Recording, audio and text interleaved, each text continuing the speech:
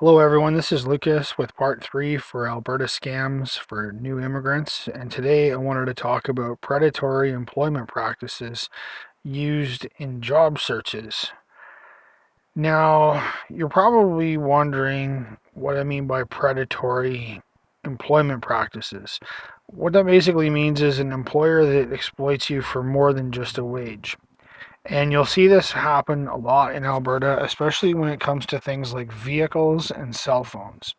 And I'm going to give an example today out of the paper. Now, you may not be looking for your job in the paper. You might be in Alberta Works and part of one of their work programs because the workers down there are either aware of these practices and don't care, or consider these practices okay for the unemployed to get sucked into and end up in worse shape than when they came there. Maybe you're working for a temp agency who's doing this. Temp agencies also don't allow you to collect EI hours if you're working for one. I highly suggest you get away from them because if you lose your job, there's nothing you can do in order to get yourself some help from the government. And you may be looking online, and online you'll find this as much as you'll find this in local newspapers, which is where I pulled the example today. So in Alberta, minimum wage is $15 per hour. Now at 40 hours a week, that will get you $600 before taxes. I'm doing everything before taxes just so it's easier to explain. I'll also do a little quick reality calculation in the end here, round it out to 2 digits, and you'll see the end result isn't far off from the original mark. Now, in this example here, we're looking for a part-time caregiver needed. They're requiring a driver's license, vehicle, criminal record check, medical experience, but not an asset. Will train at $18 an hour. Now, for a whopping $3 an hour more, this company is requiring that you use your own vehicle and money, of course, to maintain that vehicle in order to make $18 an hour. Well, what does that work out to in the end when you look at it? It looks nice on paper seeing the $18 an hour, a whole $3 an hour more, or $480 a month. But when you factor in the cost of your own vehicle, you're looking at $200 a month minimum car payment for a decent, reliable vehicle to get you to and from work. Maybe you own your own vehicle and you don't have the car payment, but you're still going to have a minimum of $200 a month. And this is, average driver. This isn't an experienced driver or a new driver who's going to be paying a lot more, or an experienced driver who's going to be paying a lot less. But $200 an hour or $200 a month insurance is actually a pretty good deal if your insurance company doesn't know you're driving for work. If they know you're driving for work, obviously they're going to charge you more. You're looking at about $200 a month for maintenance, and I'm working in like repairs also into that as well, factored out through the entire year. And at current gas prices, about $300 worth of gas. So if you look at it in the end, $900 for the car a month to get an $18 an hour job, which will earn you $2,880 for that month. But after you factor in the car, you're really only making $1,980. And in reality, it's probably going to be closer to $1,500 a month after the taxes and everything else for an $18 an hour job that's in your pocket to pay rent and groceries after your car. Now, a $15 an hour job with a $100 bus pass will bring you in $2,400 a month before taxes, or $2,300 after your initial bus pass, but is more reality like $2,000 a month in your pocket at a $15 an hour job that does not require a vehicle.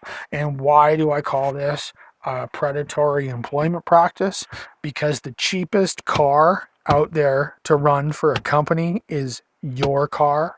especially if they can get you to lie to the insurance company, which mostly happens with maintenance positions, caregiver positions, and all this other kind of stuff.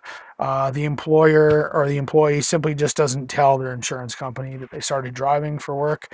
And if they never an issue, they never find out. If nobody says anything, nothing ever happens, and their insurance remains relatively low. But the moment the insurance company knows that you're driving for work, your insurance goes up, and by quite a bit, and you don't expect your employer to pay any of that. They expect you to pay that. So in reality, you might end up with a lot less than $1,500 a month in your pocket. You might end up with $1,300 a month in your pocket, or even less, depending on your repair bills and everything else. Another predatory employment practice in Alberta is the use of company phones and the use of your own personal phone. If you are answering a phone after work for a company, they need to phone you about something and you're not at work and you're required to answer that phone, make sure that you are getting paid for that. I've seen so many people here in Alberta that are constantly on the line with their employer, whether they're at work or not, and their employer has no care that they interrupt their meals or that they're interrupting their personal life over a bunch of stuff at work that they really shouldn't be in charge of when they're not there. The employers like to do these predatory employment practices where they put you on the hook for everything by giving you their phone. And then if that's not bad enough, if it's their phone and not your own personal phone, but their phone, they can also do things like privacy tracking and all kinds of stuff. And in the end, it doesn't work out for the employee. You end up having no personal life to get the extra little bit of money because you're working on the phone when you're not working, or they are destroying the value of your vehicle, driving your vehicle to make them money. And when you compare it to a minimum wage job where you're just taking the bus pass, $18 an hour doesn't even begin to scratch the surface of getting an employee with a vehicle.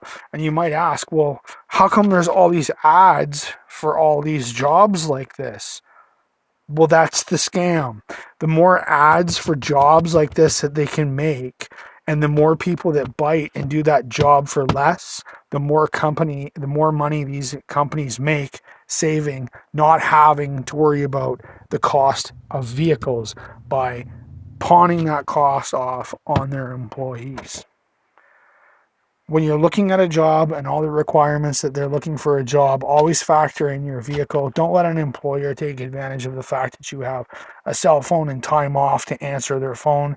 And don't let an employer take advantage of your vehicle. $18 an hour should be paid for your talents, not what you have. If you like these videos, give us a thumbs up and subscribe. Don't forget our Patreon, and definitely subscribe for more because we're going to be going into Alberta Works, temp agencies, and online job searches next.